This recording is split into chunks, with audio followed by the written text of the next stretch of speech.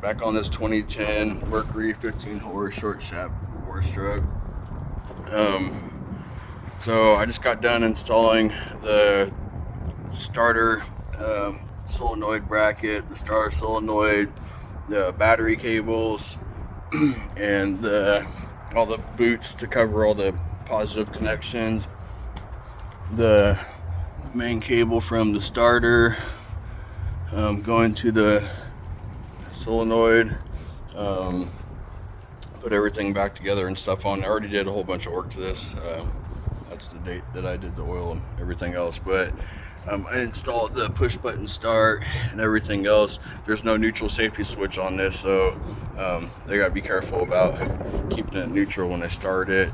I rigged up the battery cables, all new bolts, everything else. So this is what was connected to the solenoid before he or they or whoever mounted this on the engine, and then ran these wires to here on this solenoid, and then not sure what they had going on over here or whatever. And they also had this coming out going to the switch box on the charging side.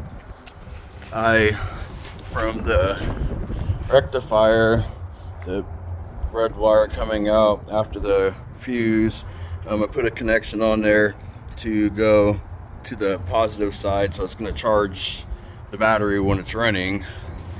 And I had to put a different connection on there, and same thing with the push button start. I had to put a different positive connection on there because that's supposed to go to the neutral safety switch, and there isn't one on this. So yeah, but this is the little cable that they had going from the solenoid to the starter itself.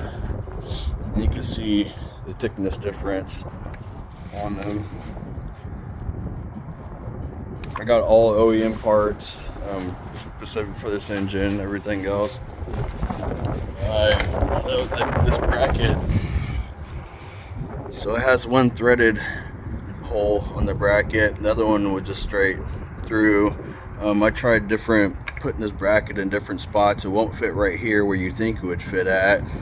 The intake interferes with that, and plus, like I said, it's threaded on that side but not on the other side, and there's nowhere else to put this bracket at. I tried all the different positions and stuff, and that was the best location for it, so that's where I put it at. And I'm not sure if there's another bracket that's supposed to be for that bracket or what, but that's the solenoid bracket, and it's not going anywhere. That's tightened down tight and everything. But now I have it on the off position, so it won't start and run. All they got to do now, push a button, and the starter will work.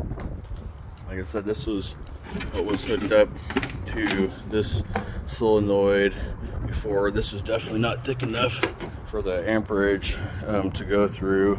This is even thinner than that they had going to the solenoid to the starter itself. But the customer wants me to rig up the battery cables. Got the battery cables ran under here and everything else and stuff. I got everything all zip tied and out of the way and all that fun stuff. But they want me to hook up the battery cables to this battery switch, and here it's all funky wired in there, and this goes all the way to the front to where the battery box is at, and they want me to replace the battery cables from the box to the battery itself.